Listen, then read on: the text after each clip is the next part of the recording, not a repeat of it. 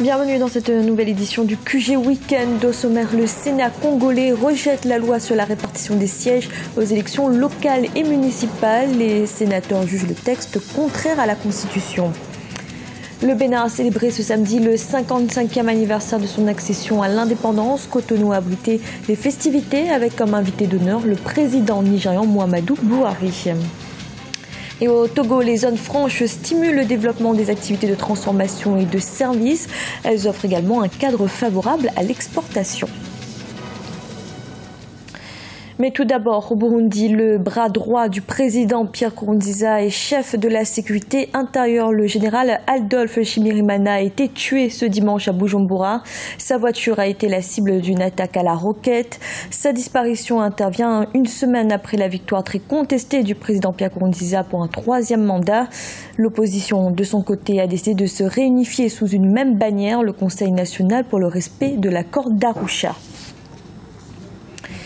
En République démocratique du Congo, le Sénat a rejeté ce vendredi la loi sur la répartition des sièges aux élections locales. Les sénateurs ont jugé le texte contraire à la Constitution. Reste désormais la solution de la mise en place d'une commission mixte paritaire Sénat-Assemblée nationale. Awa Barkala. Le Sénat a rejeté ce vendredi 31 juillet la loi portant sur la répartition des sièges aux élections locales et municipales, la jugeant inconstitutionnelle. D'après le président de la commission politique, administrative et juridique, Sébastien Adambou, l'annexe à la loi électorale n'a pas été adoptée car trop peu de voix se sont exprimées. Sur les 108 membres du Sénat, 62 ont participé à la séance, 48 ont voté oui, contre un seul et unique non et 13 abstentions. Cette loi, elle pose un problème aujourd'hui, c'est-à-dire le problème de la faisabilité, en fait. Parce que au jour d'aujourd'hui, on a plus de 160 circonscriptions et la loi veut qu'on passe de 160 à 8000 quelque chose de circonscriptions. On n'a pas les moyens, on a les difficultés à contrôler toutes les circonscriptions. Et si on passait de 160 à 8000, ça sera vraiment un chaos. Pour l'opposition, cette loi sur la répartition des sièges aux prochaines élections locales et municipales risque non seulement de coûter très cher au pays, mais également de créer des divisions ethniques et territoriales très profondes. Cette loi, elle pose un problème, des véritables conflits déjà latents qui vont arriver bientôt si cette loi arrive à être votée. Et donc, l'opposition a fait un refus préventif pour éviter justement des conflits futurs. Et elle ne passera pas parce que aucune personne n'y adhère. C'est une loi avec des visées stratégiques politiques et dont la population a très bien compris et l'opposition a compris. L'Assemblée nationale, qui met fin à sa session extraordinaire ce dimanche 2 août, se voit à présent contrainte de débattre de la question et notamment de la mise en place d'une commission mixte paritaire Sénat-Assemblée nationale à la prochaine session extraordinaire qui se tiendra en septembre prochain. En Côte d'Ivoire, à moins de 3 mois de l'élection présidentielle, la question de l'éligibilité de l'actuel président de la République, candidat à sa propre succession, refait surface dans le camp des frondeurs du Front populaire ivoirien, parti de l'ancien président Laurent Gbagbo. Réunis ce samedi, ils estiment que la candidature du chef de l'État Alassane Ouattara n'est pas conforme à la Constitution. Au Mali, plus d'un mois après la signature de l'accord de paix, certains groupes armés remettent toujours en cause le texte. Certains retardent même la formation du comité de suivi. Une impasse qui met aujourd'hui en péril le processus de pacification du nord du pays. Ibrahim Ndiaye. L'application effective des accords de paix concernant la fin du conflit dans le nord du Mali traîne. Signé le 20 juin 2015 par le gouvernement malien et la coalition des mouvements de l'Azawad, la feuille de route peine à être matérialisée. Le règlement intérieur, le financement et le calendrier de mise en œuvre de l'accord ont été adoptés le 21 juillet 2015, mais l'accord est confronté à plusieurs obstacles, notamment la composition des membres du comité de suivi de l'accord. On a mis du temps pour mettre une commission en place, une commission qui doit s'affairer pour la mise en œuvre de cet accord. La commission d'abord a traîné pour sa mise en place, ensuite un règlement revoté, mis en place finalement, mais réellement sur le terrain, les forces ne sont pas désarmées.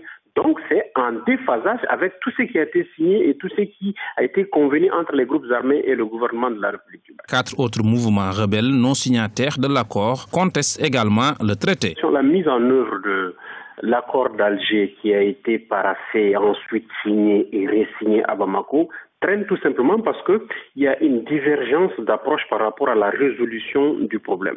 Dans cet accord d'Alger, il est dit que 2 mois après la signature, il faut que les forces, les hommes en armes soient cantonnés et désarmés. Pour sortir de l'impasse, des voix s'élèvent afin de faire signer l'accord au mouvement non signataire. Elles prônent également leur intégration au sein de la CMA, la coordination des mouvements de la ZOAD ou de la plateforme des mouvements républicains du 14 juin 2014. Le Bénin célébrait ce samedi le 55e anniversaire de son accession à l'indépendance. Les festivités se sont déroulées dans la ville de Cotonou. Cette année, l'invité d'honneur était le président nigérian Muhammadu Buhari, convié par son homologue Boni Yayi. Un reportage de notre correspondant Lefty Ono. Le 55e anniversaire de l'accession du Bénin à la souveraineté internationale a été célébré en présence du chef d'État du Nigeria, Muhammadu Buhari. Devenu indépendant le 1er août 1960, le Bénin a fait de cette date historique un événement célébré chaque année et ponctué d'un défilé militaire. Cette année, plusieurs détachements des forces armées béninoises ont défilé devant les délégations africaines et européennes venues pour la circonstance. Je suis d'abord reconnaissant de l'invitation que le chef de l'État m'a adressée pour prendre part au 55e anniversaire de l'indépendance de ce pays. Je le remercie pour ce geste parce qu'il a bien compris que nous sommes des pays voisins et il faut bien s'entendre entre pays voisins. Depuis son entrée officielle en fonction, Muhammadu Buhari s'est rendu respectivement au Niger, au Tchad puis au Cameroun. Dans ces 3 pays visités, la lutte contre la secte terroriste Boko Haram a été au centre des discussions avec chacun de ses homologues. Outre les questions économiques et diplomatiques, les échanges entre les 2 chefs d'État ont également porté sur le déploiement prochain au Nigeria d'un contingent de 800 soldats béninois. Ceci dans le cadre de la force multinationale chargée de lutter contre Boko Haram, la secte islamiste en Afrique de l'Ouest. Je le remercie pour la participation du Bénin très prochainement au régiment qui va être déployé pour mettre fin à la terreur de Boko Haram et l'empêcher de s'étendre dans toute la sous-région. Je le remercie également pour tout l'engagement pris pour le développement et la sécurisation de la sous-région.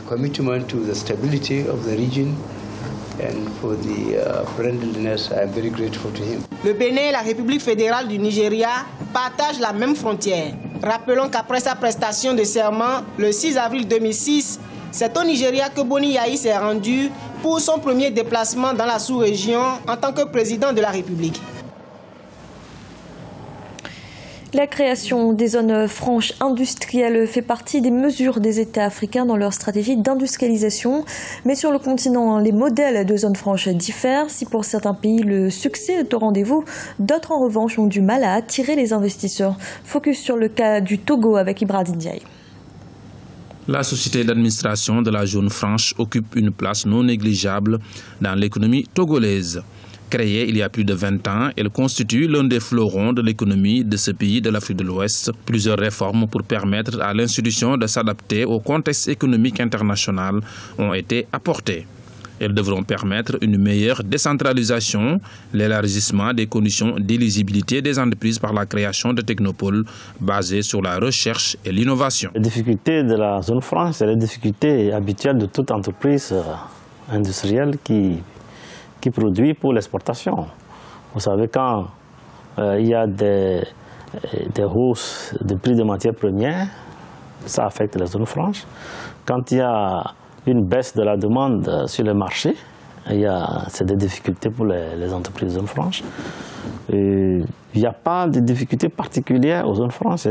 Les difficultés des entreprises, financement, le marché, la technologie, ou tout ce que les entreprises rencontrent d'une manière générale comme difficulté. L'organisation souhaite en effet contourner les obstacles qui se dressent sur son chemin et pour cela, elle doit relever plusieurs défis. Le défi, c'est que nous reconnaissons aujourd'hui que Zone Franche a fait son temps. Tous nos pays, tous les pays, même africains de la sous-région, pensent tous à des mécanismes ou des mesures pour booster la production, que ce soit la transformation des matières premières locales, matières agricoles, matières minières, ainsi de suite. Nos pays réfléchissent tous à des mesures pour booster l'industrialisation nationale. Donc nous ne parlons plus forcément de zones franches, mais nous parlons de mesures, d'un mécanisme pour pouvoir aider les entreprises à produire facilement, à vendre sur le marché local et à exporter aussi. Rappelons que la zone franche du Togo a un nouveau statut adopté le 22 juin 2011 par l'Assemblée nationale. Elle offre aujourd'hui plus de 10 500 emplois avec une masse salariale d'environ 6,7 milliards de francs CFA. C'était le journal de la rédaction. Merci de l'avoir suivi. Retrouvez dans un instant une nouvelle édition de l'information.